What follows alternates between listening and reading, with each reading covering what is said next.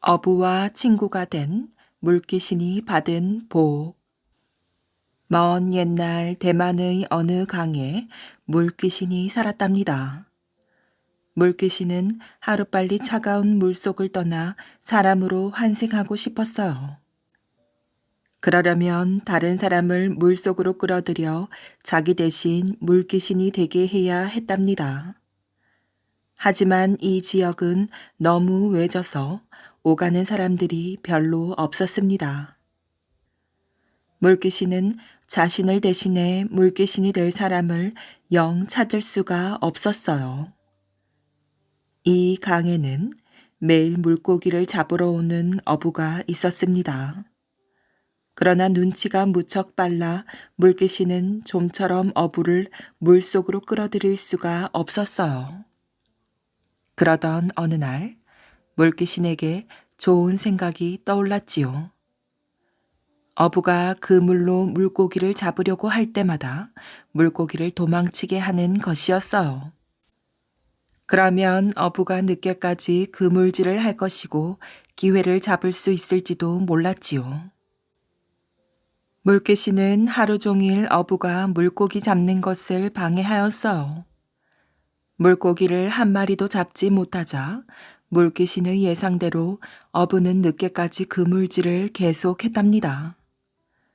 날이 저물어 주위가 어둑해지자 물귀신은 어부가 방심한 틈을 노려 어부를 물속으로 힘껏 끌어당겼어요.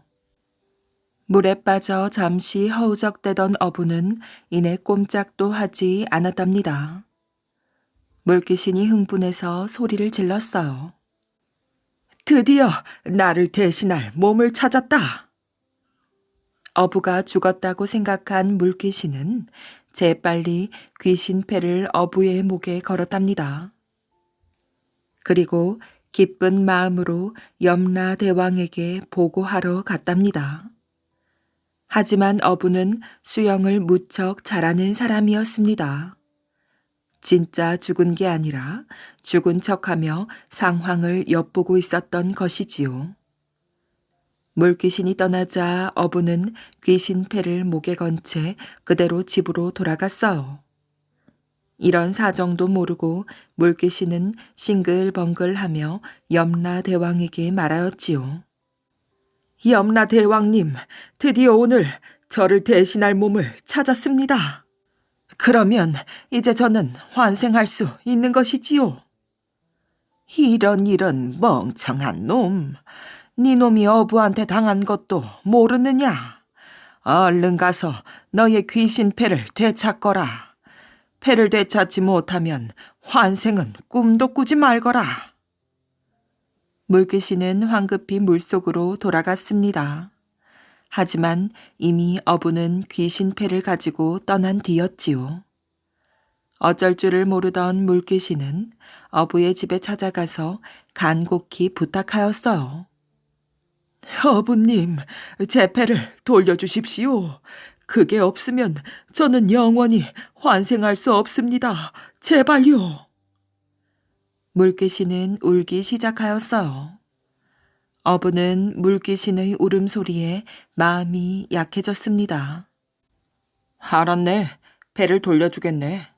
하지만 나를 물속에 빠뜨린 벌로 매일매일 물고기 잡는 걸 도와주게. 할 수 있겠는가? 좋습니다.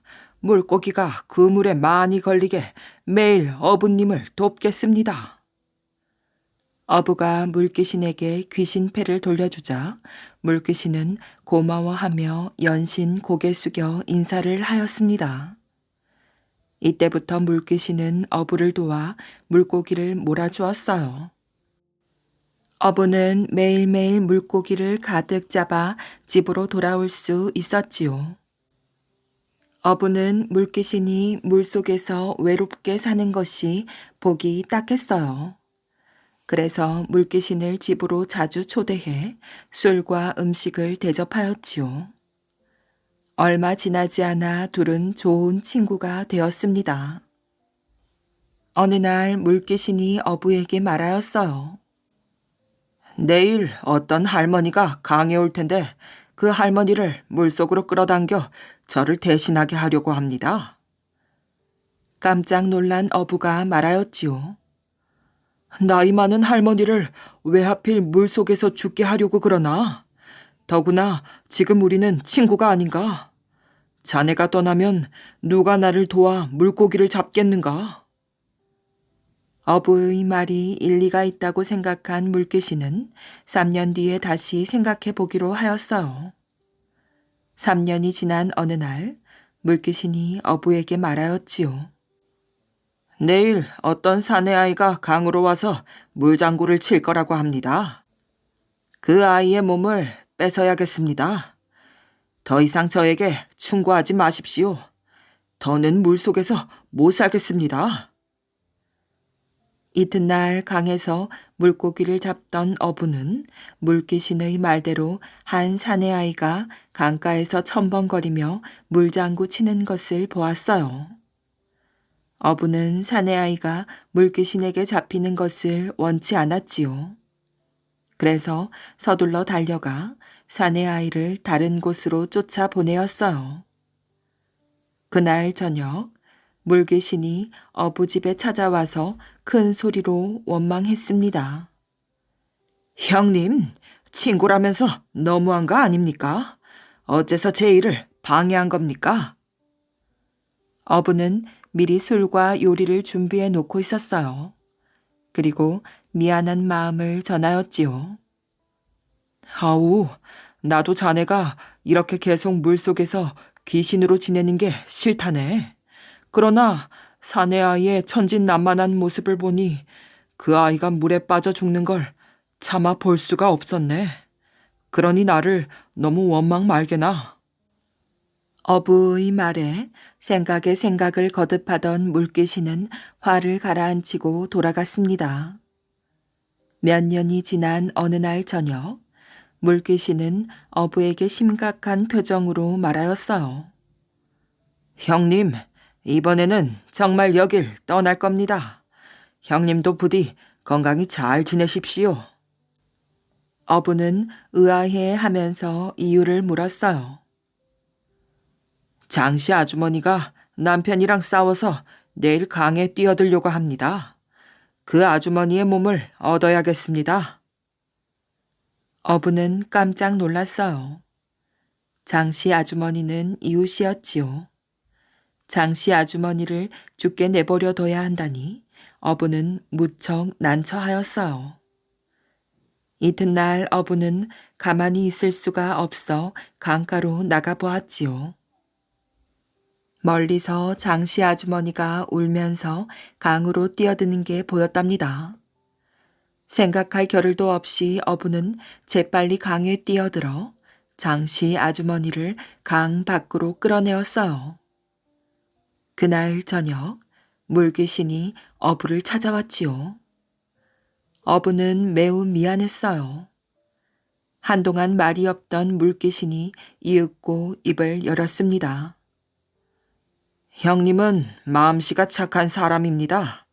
사람이 빠져 죽는 것을 그냥 두고 볼 수 없었겠지요. 우리는 좋은 친구이니 형님을 원망하지 않겠습니다. 그 뒤 어부와 물귀신은 같이 물고기를 잡고 밥을 먹고 이야기를 나누며 평온한 나날을 보내었어요. 물귀신은 다시는 사람을 해치겠다는 생각을 하지 않았지요. 어느 날 저녁 물귀신이 어부를 찾아와 아주 기뻐하며 말하였어요. 형님, 이번에는 정말 여길 떠나게 되었습니다. 놀란 어부가 물었어요. 어떻게 된 일인가? 혹시 누군가를 해쳤는가? 아닙니다. 염라 대왕께서 제가 10년 넘게 사람을 해치지 않은 점을 높이사 저를 성황신으로 봉하셨습니다. 그래서 내일 성황묘로 떠납니다. 물귀신은 은자 한 꾸러미를 내놓으며 말을 이었어요. 만약 형님이 제가 사람을 해치는 걸 막아주지 않았다면 어찌 오늘과 같은 날이 왔겠습니까? 그런데 이제 형님을 도와서 물고기를 잡을 수 없게 되었으니 저의 성이라 생각하고 이 은자를 받아주세요. 작은 가게 하나 마련하시고 더 이상 힘든 일은 하지 마십시오. 어부는 무척 기뻤어요. 둘은 즐겁게 먹고 마시면서 밤늦도록 이야기를 나누었지요. 날이 밝아오자 물귀신이 자리를 털고 일어났어요. 형님, 잊지 말고 저를 보러 성황묘에 와주십시오. 작별 인사를 끝내고 물귀신은 곧 떠났답니다. 이튿날 어부가 성황묘로 가보니 물귀신이 정말 성황신으로 변해 있었어요. 성황신은 어부를 반갑게 맞았고 둘은 즐겁게 이야기를 나누었어요. 식사를 마친 뒤 어부는 새로운 성황신에게 절을 올리고 행복한 마음으로 집으로 돌아왔답니다. 스님의 제자가 된 도둑. 옛날 어느 절에 오랫동안 불도를 닦아온 스님이 있었답니다. 스님은 절을 찾아오는 사람들에게 늘 이렇게 말하였어요. 죄를 짓지 말고 착하게 사십시오. 부처님의 가르침인 불법을 쫓아 사는 것이 좋습니다. 이 절 뒷산에는 도둑대의 소굴이 있었답니다. 이 도둑대의 우두머리 도둑은 스님이 입버릇처럼 한다는 말을 전해 듣고는 못마땅한 듯이 이맛살을 찌푸렸어요. 죄를 짓지 말고 착하게 살라고. 누구는 죄를 짓고 싶어서 도둑질 하는 줄 알아? 농사 지을 땅도 없고 먹고 살 길이 막연해서 할 수 없이 이 짓을 하는 거지. 남의 속사정도 모르면서 함부로 입을 놀려? 도둑은 스님의 버릇을 고쳐 놓아야겠다고 마음먹었어요. 그래서 어느 날 밤 혼자 절을 찾아가 스님에게 칼을 겨누며 말했답니다. 궁금한 것이 있어 찾아왔다. 너는 부처님의 가르침인 불법을 쫓아 사는 것이 좋다고 했다지. 불법이 도대체 어디 있느냐? 네가 손에 쥐고 있는 목탁 속에 있느냐? 아니면 염주알 속에 있느냐? 그도저도 아니면 불상 속에 들어있느냐? 어서 대답해라. 모처럼 좋은 질문을 받는구려. 불법은 바로 사람의 가슴 속에 있소이다. 스님의 대답에 도둑은 입술을 비틀며 웃었답니다. 대답 한번 잘하는구나. 나는 도둑질을 하면서 사람 잡는 재주도 있거든. 너의 가슴을 쪼개어 불법이 어떻게 생겼는지 구경 좀 해야겠구나. 도둑은 스님의 가슴에 날카로운 칼을 들이대었어요. 그러나 스님은 조금도 떨지 않았답니다. 오히려 우렁찬 목소리로 당당하게 말하였어요. 거미가 실을 뽑아낸다고 그 뒤를 쪼개보시오. 무엇이 나올 것 같소? 그저 물만 들어있을 뿐이요. 꽃이 아름답다고 나무를 쪼개보시오. 그 속에서 꽃을 찾을 수 있겠소. 밖에 나타날 때 실이 되고 꽃이 되는 것이지. 도둑은 스님의 말이 벼락처럼 가슴을 때렸어요. 그는 칼을 버리고 스님 앞에 무릎을 꿇었답니다.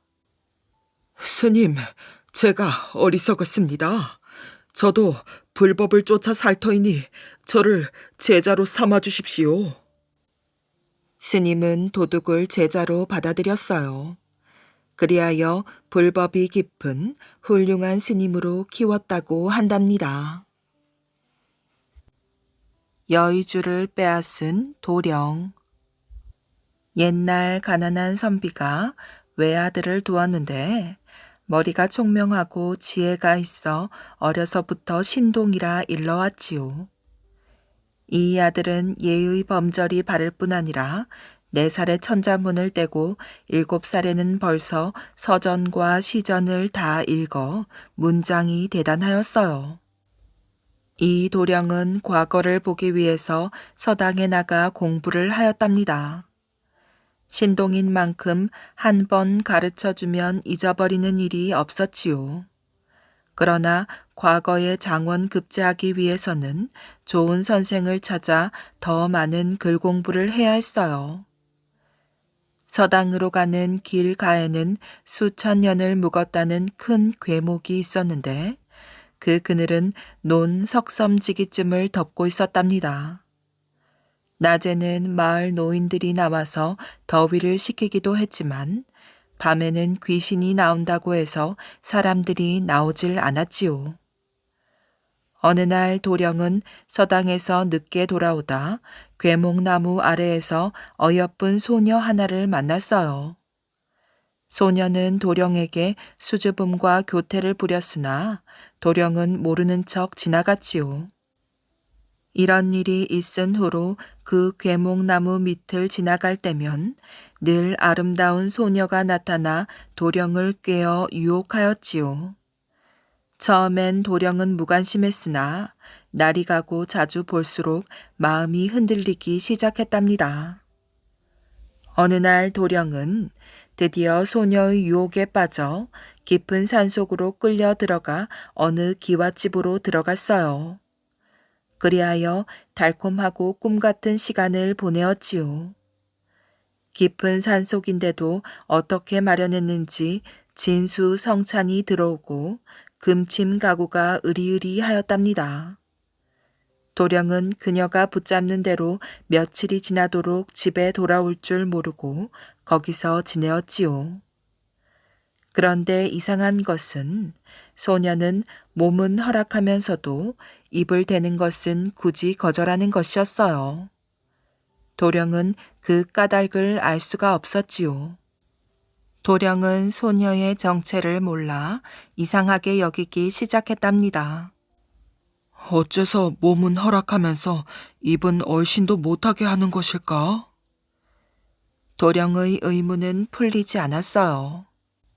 소녀는 사람이 아니라 짐승인지 모르는 일이야. 인기척이 없는 깊은 산속에서 혼자 사는 것이며 맛있는 성찬과 좋은 금침으로 미루어 사람이 아니라 여우인지도 모르는 일이지. 더욱이 입을 벌리지 않는 것이 그렇잖아. 천년 묵은 구미호는 입안 혀에 여유주를 놓고 다닌다고 하지 않던가. 사람이 여유주를 입에 물고 먼저 하늘을 보면 하늘 일을 다 알 수가 있고 땅을 먼저 보면 땅 위에서 이루어지는 모든 일을 미리 알 수 있다고 했는데 그래서 구미호는 여유주를 빼앗기지 않으려고 입을 허락하지 않는 것이 아닐까? 도령은 집을 나온 지도 오래되었을 뿐 아니라 입을 대는 것을 허락치 않으니 사랑도 의심이 된다고 말하였어요. 소녀는 당황하면서 도령을 어떻게 해서든지 잡아두려는 욕심에서 소원대로 입을 대주겠다고 하였답니다. 도령은 그 소녀가 구미호라면 여유주를 빼앗기로 작정하였어요. 도령은 소녀에게 입 맞추기를 요구했답니다. 소녀는 하는 수 없이 응하였어요. 도령은 날쌔게 소녀의 혀에 붙어있는 여유주를 따서 입에 물고 밖으로 다름질 쳤답니다. 그러나 불행히도 문턱에 걸려 넘어지는 바람에 하늘을 보기 전에 땅을 먼저 보고 말았지요. 그래서 도령은 하늘 일은 알지 못하고 지상에서 일어나는 일밖에 알지 못하게 되었으며 사람들도 다 그렇다는 것이랍니다. 양자에게 하늘이 내린 상. 어느 마을에 딸만 셋을 둔 노인 한 사람이 있었답니다. 아내를 잃고 딸 셋만을 애지중지 키워 얼마 되지 않는 재산을 골고루 나누어 주고 시집도 보내었지요. 딸들이 모두 시집을 가자 이 노인은 가 있을 만한 곳이 없게 되었어요. 동네 사람들이 입을 모아 노인에게 충고를 하였지요. 아무리 딸이 좋다고 해도 아들만이야 하겠소.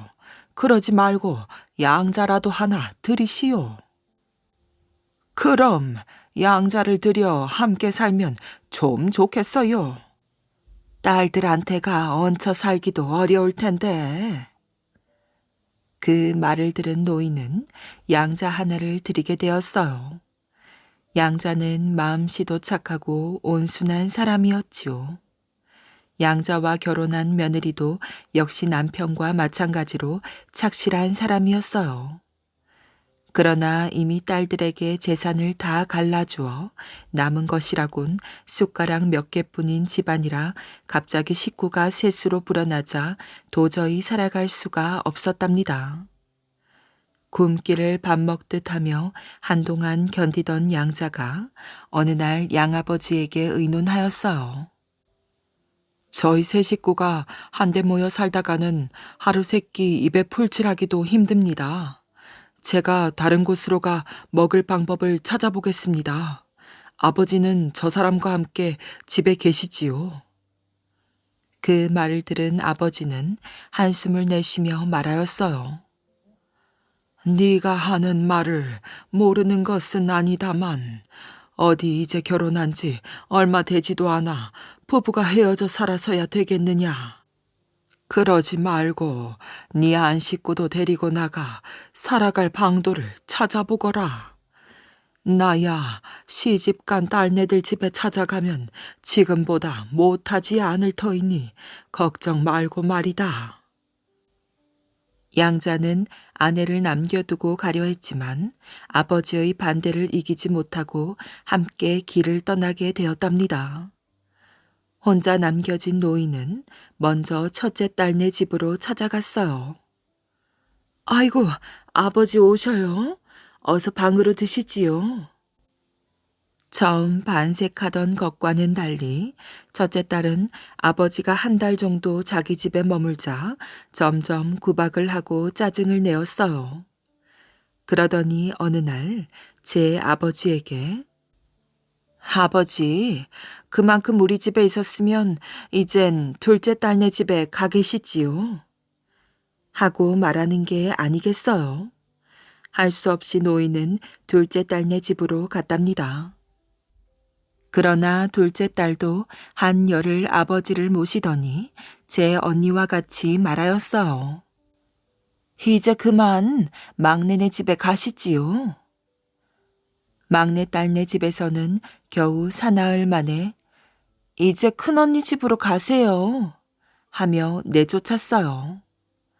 다시 큰딸에게 갈 수도 없고 그렇다고 막내 딸네 집에 눌러 있기도 힘들게 된 노인은 정처 없이 길을 떠날 수밖에 없었답니다.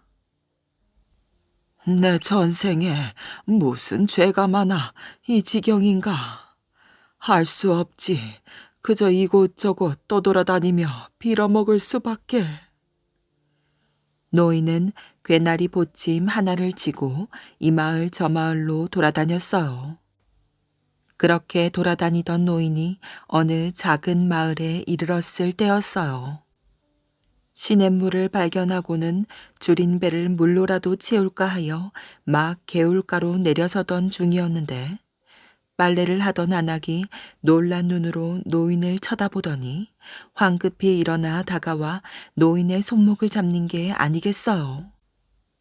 아버님 아니세요? 이게 어떻게 된 일입니까? 자세히 보니 바로 양자로 들였던 아들의 아내였어요. 며느리는 우연히 만난 아버지를 모시고 집으로 들어갔답니다. 집은 다 쓰러져가는 초가집에 방이라고는 달랑 하나뿐이었어요. 언제 낳았는지 아이도 하나 있었지요. 마침 들일에서 돌아오는 남편을 보고 며느리가 손짓을 하였답니다. 어서 들어오세요. 아버님이 오셨어요. 아버님이? 역시 놀란 아들은 들고 있던 쟁기를 내던지고 방 안으로 뛰어들어와 큰절을 하였지요. 아버님, 이제 우리와 함께 사시지요. 그러세요, 아버님. 아들 며느리의 간청에 그날부터 노인은 양자의 집에서 살게 되었어요. 양자 부부는 비록 친아버지는 아니지만 오히려 제 친아버지보다 더 극진히 노인을 모셨답니다. 하루는 며느리가 이웃집에 빨래품을 가면서 아이를 돌보아 주기를 부탁하였어요. 아버님, 얘 좀 봐주세요.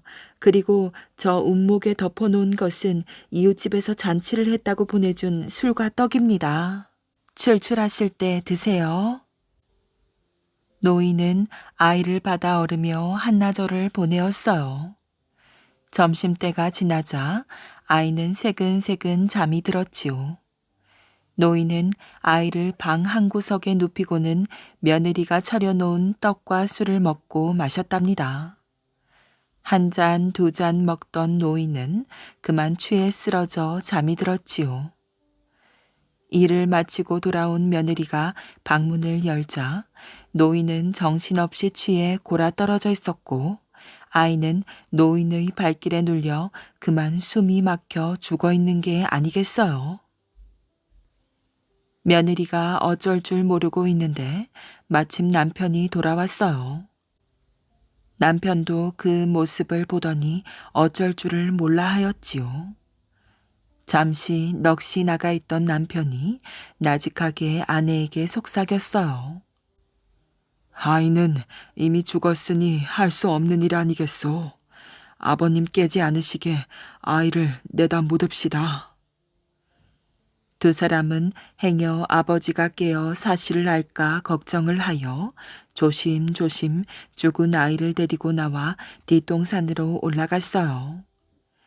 적당한 자리를 잡은 두 사람은 아이를 묻을 구덩이를 파기 시작하였지요. 한참 구덩이를 파는데 밑에 커다란 돌덩이 하나가 있는 게 아니겠어요. 이 돌덩이만 파내버리면 묻을만 하겠소. 남편은 안간 힘을 다해 돌덩이를 들어올렸어요.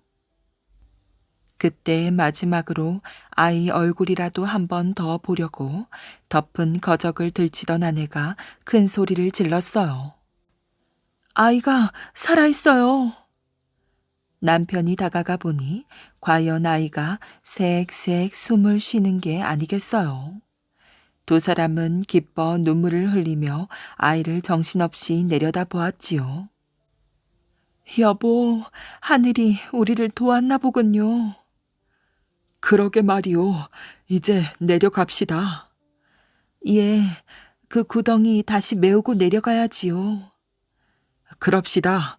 기껏 파냈으니 이 돌은 기념으로 가지고 갑시다. 훗날 우리 아이가 자라면 오늘 일을 얘기해 줄 기념물로 말이오.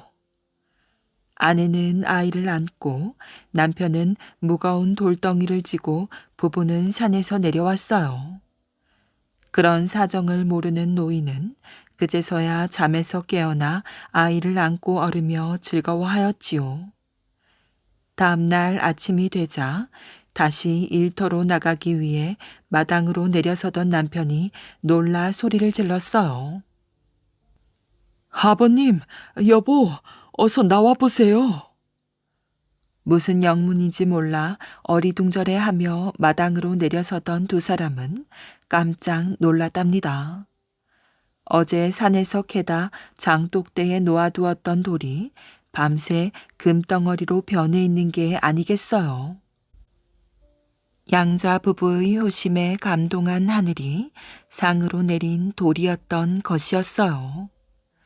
그 후로 노인과 양자 부부는 금덩어리를 팔아 가난한 이웃 사람들을 도와주며 평생을 행복하게 잘 살았답니다. 시끌벅적 방귀 시합. 뿌앙! 산마을에서 아주 요란한 소리가 울려 퍼졌어요. 뿌앙! 각 마을에서도 똑같은 소리가 울려 퍼졌지요. 도대체 무슨 소리일까요? 천둥 소리 같기도 하고 대포 소리 같기도 하지요.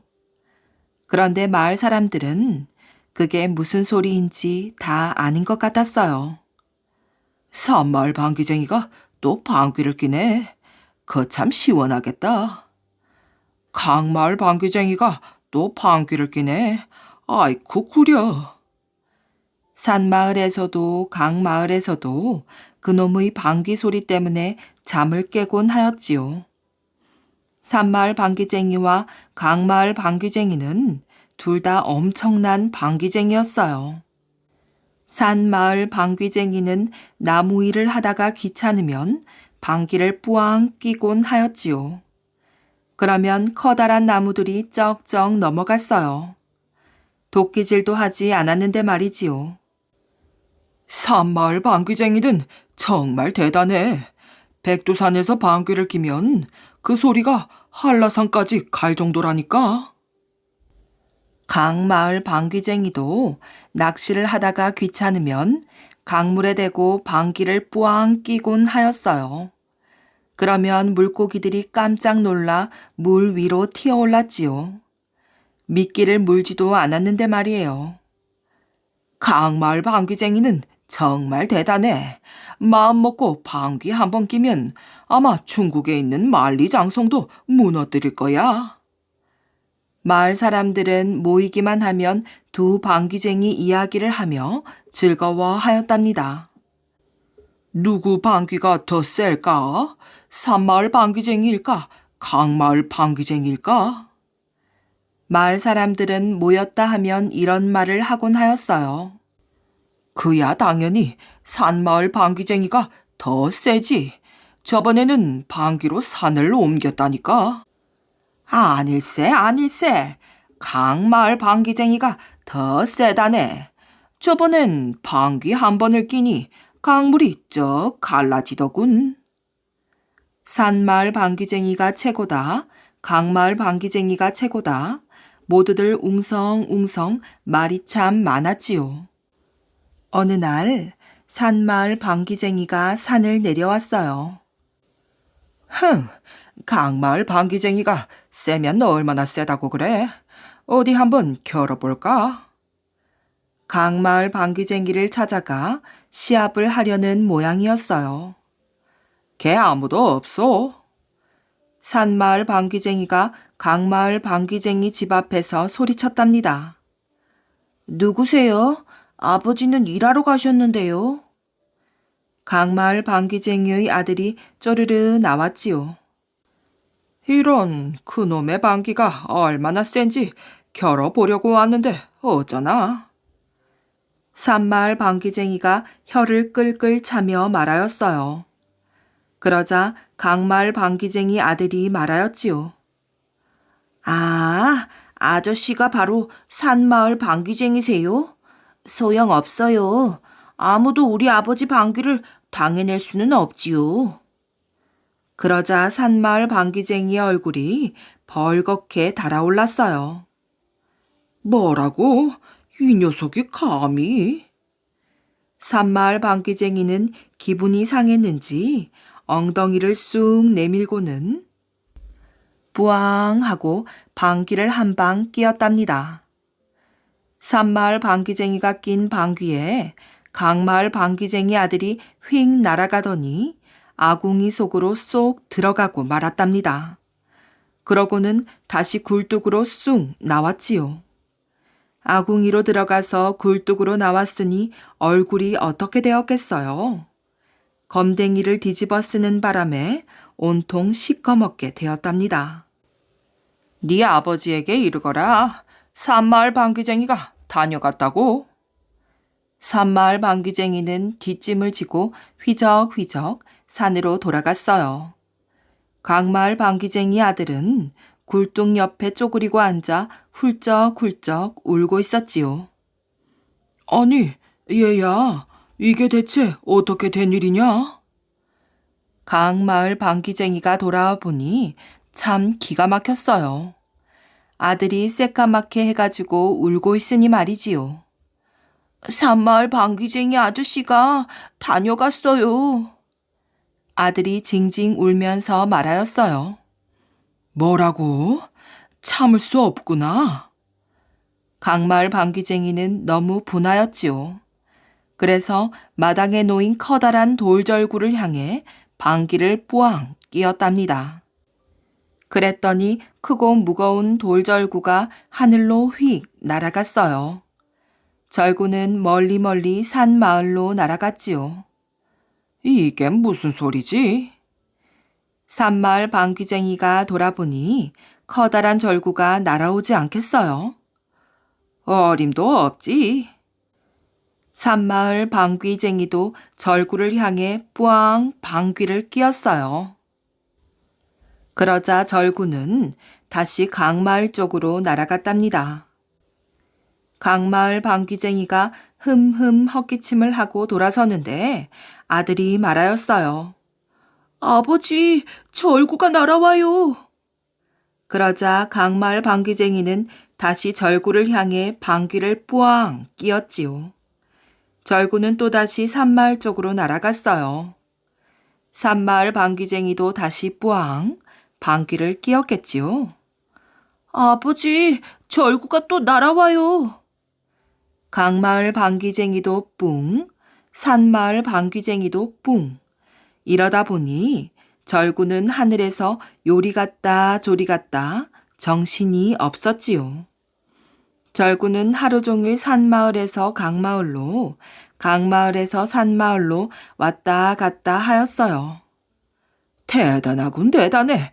둘 다 정말 대단해.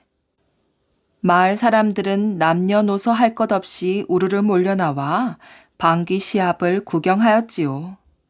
산마을 방귀쟁이도 강마을 방귀쟁이도 이마에서 땀이 줄줄 흘렀어요. 하지만 둘 다 지기 싫어 힘껏 방귀를 끼어댔지요. 어느새 해가 지고 보름달이 둥실 떠올랐어요. 하지만 산마을 강마을에서는 뿌앙뿌앙 방귀 소리가 그치지 않았답니다. 절구는 아직도 하늘에서 요리조리 왔다 갔다 하였어요. 아버지, 이제 그만하세요. 강마을 방귀쟁이 아들도 이제 하품을 하기 시작하였어요. 마을 사람들도 슬슬 집으로 돌아가기 시작하였지요. 그러자 뿌앙! 강마을 방귀쟁이는 마지막으로 있는 힘껏 방귀를 뀌었어요. 이제 다시는 절구가 돌아오지 못하게 말이지요. 산마을 방귀쟁이도 가만히 있지 않았겠지요. 뿌앙! 강마을, 산마을에서 동시에 방귀를 뀌자 절구가 어떻게 되었을까요? 이리로도 저리로도 가지 못하고 중간에서 바르르 떨다가 그만 하늘로 슝 올라가고 말았답니다. 절구는 위로 계속 올라갔어요. 그때 보름달에서는 토끼 2마리가 깡충깡충 뛰놀고 있었지요. 그때 토끼 1마리가 말하였어요. 아니, 저게 뭐지? 하늘에서 커다란 절구가 날아오지 않겠어요? 절구잖아. 피해라 피해. 쿵! 절구가 보름달 한가운데로 떨어졌어요. 옳거니 잘 되었다. 이제 떡방아를 찌울 수 있겠구나. 토끼가 만세를 불렀답니다. 그때부터 토끼 2마리는 쿵쿵 찍찍 열심히 떡방아를 찧었어요. 그래서 지금도 보름달이 둥그렇게 뜨면 토끼들이 절구질을 하는 게 보인답니다. 홍의 장군 곽재우와 모씨 부인. 홍의 장군으로 알려진 곽재우의 호는 망우당으로 현풍에서 황해 감사를 지낸 월의 아들로 태어났어요. 인물 댐댐이가 어려서부터 호엽하여 부친의 사랑을 받았는데 소시적 그의 부친을 따라 중국에 갔을 때 한 관상가가 그를 보고 장차 큰 인물이 되어 천하의 이름을 떨칠 것이라고 한 적이 있었답니다. 그러나 나이 40이 될 때까지 과거의 뜻이 없어 시골에 묻혀 지냈는데 일찍이 상처를 하고 적적히 지내다가 모씨 부인과 재혼을 하였지요. 모씨 부인은 기운이 활달하여 장부의 기질을 가졌으며 부덕 또한 뛰어나 곽재우는 부인을 중히 여겼답니다. 곽재우가 임진왜란 때 의병장으로 이름을 떨친 데는 이 부인의 내조의 공이 컸답니다. 하루는 부인이 시어머니에게 벼 30섬, 노비 각 5명, 소 3마리를 달라고 하여 종들을 부렸더니 이것을 가지고 전라도 무주의 깊은 산중에 가서 집을 짓고 밭을 갈아 곡식을 거두고 그 곡식을 쌓아놓고 때를 기다리도록 하라. 하고 분부했으나 그 뜻을 아는 이가 없었지요. 또 하루는 부인이 곽장군에게 대장부가 수중에 돈 한 푼 없이 무슨 일을 경영하겠사오리까 하니 장군이 나에게 아무 꾀가 없으니 어떻게 돈을 벌 수가 있겠소? 하고 대답하였어요. 들으니 이웃 이생원은 도박으로 수만 금의 재물을 모았는데 바둑으로 자기를 이기면 벼 1000석을 준다고 하니 가서 승부를 겨루어 보시지요. 부인이 그렇게 말하자 곽재우는 그는 바둑으로 천하의 국수라고 소문난 자인데 나 같은 졸수가 어찌 당할 수 있겠소? 하고 대답하니 부인이 곧 바둑판을 가져오게 하여 바둑의 비결을 풀이하니 곽재우는 한나절의 정밀하고 자세한 비결을 깨달았어요. 이튿날 곽재우가 이생원을 찾아가 바둑으로 이생원을 이기고 벼 1000석을 받아오니 부인이 인근의 인물을 전부 모아 잔치를 베풀게 하였지요. 이리하여 1년 만에 벼 1000석이 다 떨어졌답니다. 인근 사람들이 이상히 여겼으나 부인의 심중을 헤아릴 수는 없었지요. 또 부인은 매년 넓은 밭에다 박을 수백 구덩이 심어 그것을 따서는 쏘글판에 뒤웅박을 만들어 오치를 한 후 수천 개나 창고에 저장하였어요. 그리고 무쇠로도 뒤웅박 같은 것을 몇 개 만들어 저장하였지요. 이 역시 아무도 부인의 뜻을 헤아리는 사람이 없었답니다. 그런데 임진년에 이르러 갑자기 왜구가 침공해 왔어요. 이에 부인이 곽재우에게 평시에 당신에게 호거를 사귀게 한 것은 이때를 기다린 것이니 즉시 일어나 인물을 모아 나라를 구하시지요. 가족들은 무주에 피난할 곳을 마련해 두었고 군량은 소첩이 책임지오리니 염려 마소서. 하고 격려하니 곽재우는 분연히 일어나 구국의 명분을 걸고 군사를 모았답니다. 평소에 사귀었던 걸출한 인물들을 비롯하여 원군의 장정들 수천 명이 곽장군에게로 구름같이 모여들었어요. 첫 싸움에 출전하는 장군이 부인의 말대로 창고에 저장했던 뒤웅박을 모든 군사에게 차고 출전하게 하였어요. 적을 만나자 쇠로 만든 뒤웅박을 몇 개 버려두고 후퇴하는 척하니 왜군이 쫓아오다가 그 뒤웅박을 들어보고는 이런 무거운 것을 차고 싸우는 것을 보니 조선군은 모두 장사들임이 분명한데 후퇴하는 것을 보니 이는 적의 계략이다. 하고 지레 겁을 먹고 도망을 쳤답니다. 이에 곽장군이 도망하는 적을 쫓아 크게 쳐부수니 군사의 사기가 하늘을 찌를 듯 하였지요. 이후로 장군이 신출귀몰한 전술로 왜적을 무찌른 것은 배후의 부인의 도움이 컸으니 한 여인으로 남편을 입신시키고 나라를 구한 것은 고래로부터 드물고 귀한 일이라 할 수 있답니다.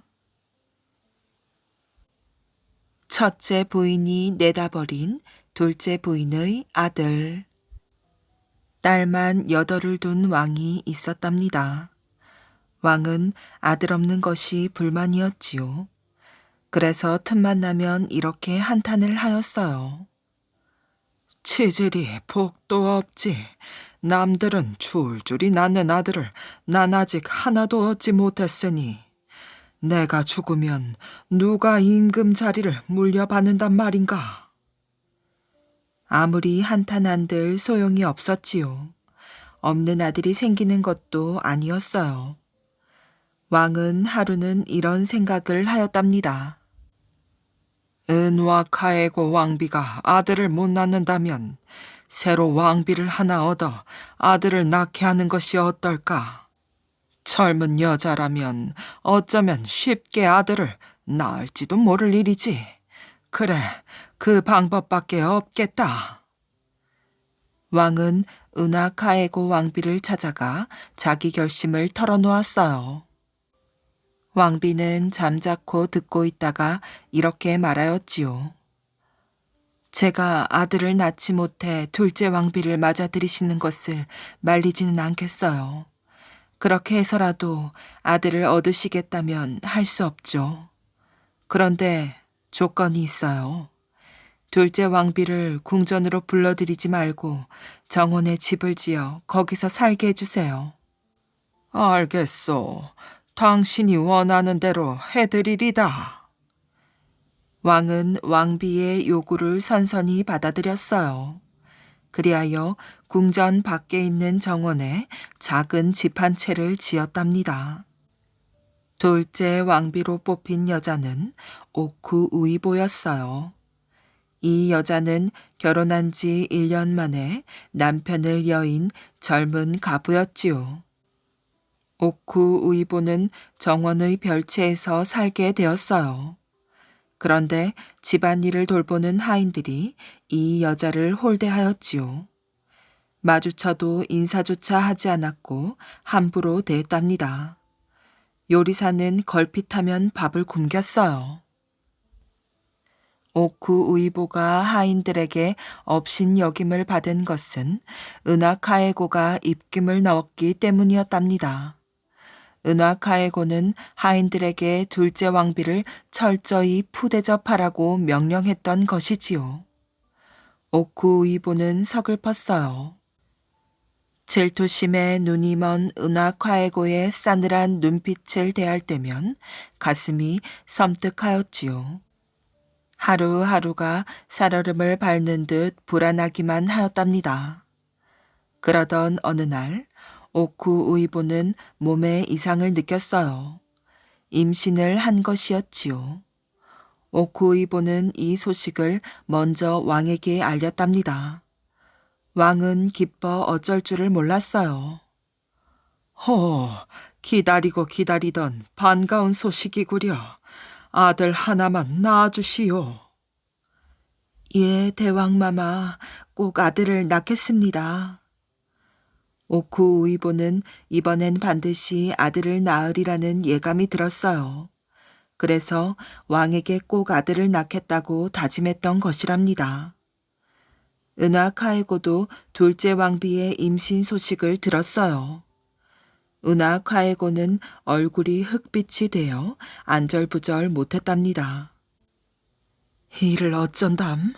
오쿠 우이보가 아들을 낳으면 어쩌지? 그럼 나는 찬밥 신세를 면치 못할 텐데. 은하 카에고는 불안하였어요. 가시방 속에 앉아있는 기분이었지요. 세월은 빠르게 지나갔답니다. 어느새 아이 낳을 날이 며칠 남지 않았어요. 은하 카에고는 오쿠 우이보를 궁전으로 불러 마주 앉았답니다. 얼마 안 있으면 몸을 풀 텐데 당분간 궁전에 와서 지내거라. 아이를 낳을 때가 가까울수록 혼자 집에 있는 게 아니다. 왕비마마, 감사합니다. 그 대신 내 말을 명심하거라. 내가 시키는 대로 하란 말이다. 난 이제까지 딸만 8을 낳았지. 그런데 너마저 또 딸을 낳는다면 대왕마마께서는 실망이 크실 것이야. 아들을 낳으면 다행이겠지만 만일 딸이라면 강가에 내다 버리는 편이 나을 것 같구나. 대왕마마께는 내가 죽은 아기를 낳았다고 이야기를 잘 해두마. 오쿠 우이보는 은하 카에고의 말을 따르기로 하였어요. 자기로서는 딸을 낳는다는 것은 상상할 수 없는 일이기에 그렇게 쉽게 동의한 것이었지요.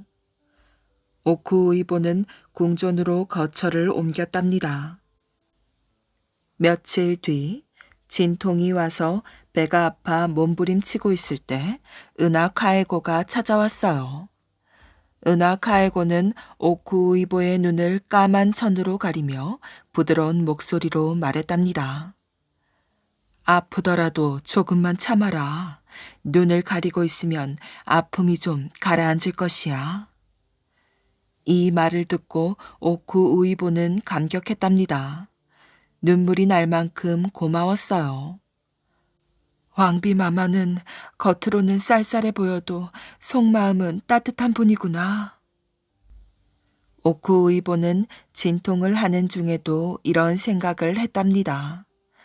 밤이 깊어서야 오쿠우이보는 귀여운 아기를 낳았어요. 은하 카에고가 살펴보니 사내 아이였지요. 아니, 계집 아이로구나. 은하 카에고는 오쿠우이보가 들으라고 큰 소리로 외쳤답니다. 예? 딸이라고요? 딸을 낳았구나. 이를 어쩌지? 은하 카에고는 아기를 포대기에 싸며 능청스럽게 거짓말을 했답니다. 오쿠우이보는 눈을 까만 천으로 가리고 있어 아기를 볼 수가 없었지요. 그래도 은하 카에고의 말을 그대로 믿었어요. 딸을 낳았으니 약속대로 강가에 내다 버려야겠구나. 은하 카에고는 이렇게 말하며 포대기에 싼 아기를 안고 방에서 나갔답니다. 궁전은 쥐죽은 듯이 조용하였어요. 은하 카에고는 궁전을 벗어나 강가로 향하였지요. 은하 카에고는 모래강변에 아기를 버렸어요. 그리고는 불이 났게 궁전으로 돌아왔지요. 그런데 은하 카에고가 아기를 버리는 광경을 강가 오두막집에 사는 한 할머니가 보았답니다. 이 할머니는 은하 카에고가 왕비라는 것을 알고 있었어요. 천벌을 받고 싶나? 이 어린 것을 내다 버리다니. 할머니는 아기를 가슴에 안고 중얼거렸지요. 무슨 사연이 있다는 것을 짐작할 수 있었답니다. 할머니는 아기를 데리고 오두막집으로 갔답니다. 왕비 은하 카에고는 왕에게 오쿠우이보가 죽은 아기를 낳았다고 알렸어요. 그러자 왕은 까무러칠 듯이 놀랐답니다. 저런 변이 있나? 아들을 바랐더니 나쁜 일까지 생기는구나. 하늘도 무심하시지. 왕은 절망감에 빠져 탄식하였어요. 한편 모래 강변에 버려져 할머니 손에 거두어진 아기는 무럭무럭 자랐답니다. 10년이 지나자 아기는 의젓한 소년이 되어 할머니의 일을 곧잘 거들었어요. 고기잡이며 농사일이며 못하는 일이 없었지요. 할머니는 자신이 앞으로 살 날이 얼마 남지 않았다는 것을 알았답니다. 그래서 죽기 전에 소년의 부모님을 찾아주어야겠다고 마음먹었어요. 할머니는 소년의 부모님이 누구인지 잘 알고 있었지요. 어느 날 할머니는 소년에게 말했답니다. 얘야, 아버지 어머니가 보고 싶지? 예, 하지만 돌아가셨다고 하셨잖아요. 그런데 어떻게... 아니다. 돌아가시지 않았어. 아버지 어머니 두 분 다 살아계신단다. 예? 그게 정말이에요? 소녀는 깜짝 놀라 목소리를 높였답니다. 그래, 믿어지지 않겠지만 사실이다. 부모님은 지금 머나먼 남쪽 나라에 살고 계시단다. 그곳까지 가려면 여행 허가를 얻어야 하니 나랑 같이 궁전에 가자꾸나.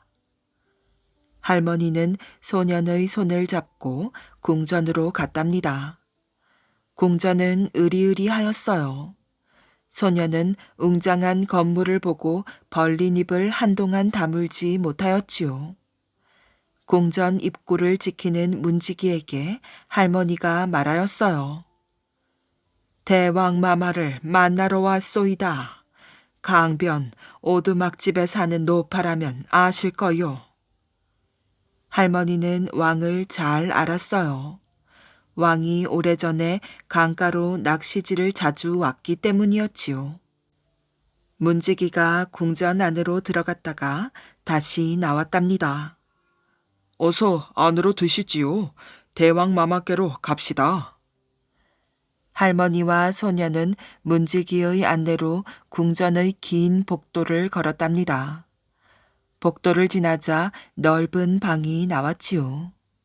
할머니와 소녀는 그 방으로 들어갔어요. 왕이 할머니를 알아보고 옥자에서 벌떡 일어섰지요. 아니, 여기까지 어쩐 일인가? 노파, 오랜만이군 그래.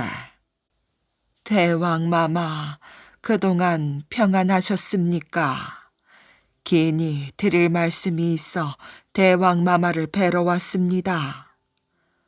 무슨 일인가? 어서 말해보게. 왕은 할머니 곁에 서 있는 어린 소년을 보았어요.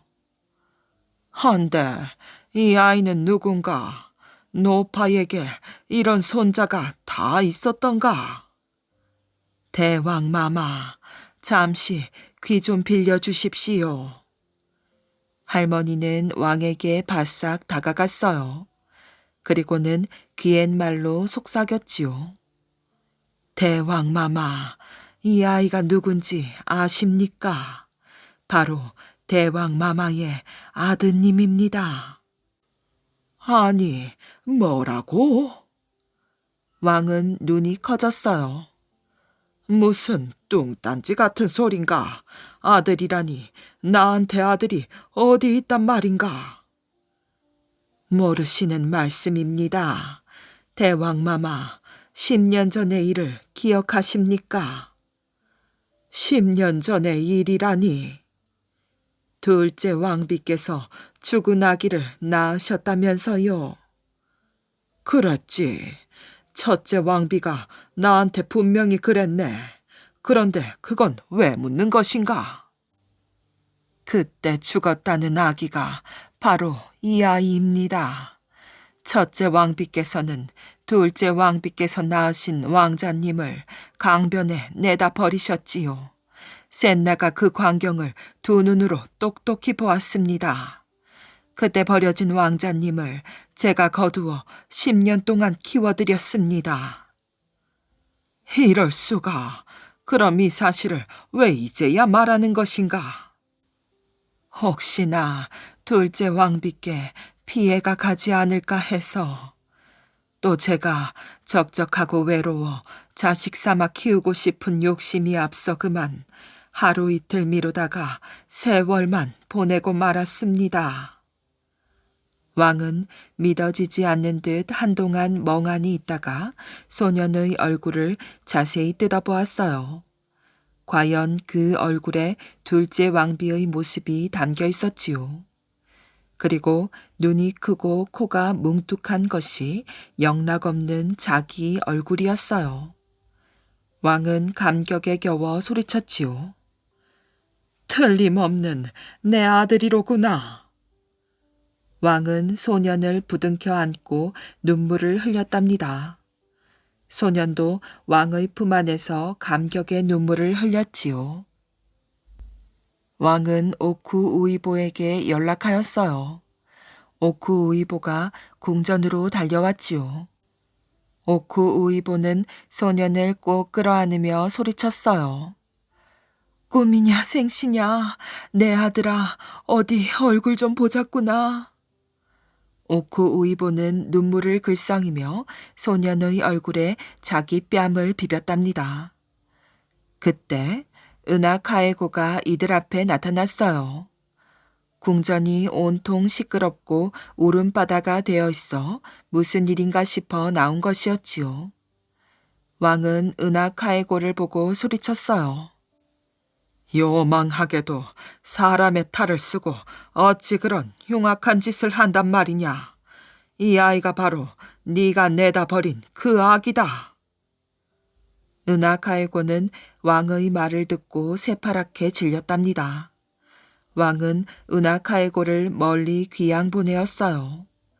꿈에도 생각지 못한 아들을 얻은 왕은 오쿠 우이보를 궁전으로 불러들여 행복하게 잘 살았다고 한답니다.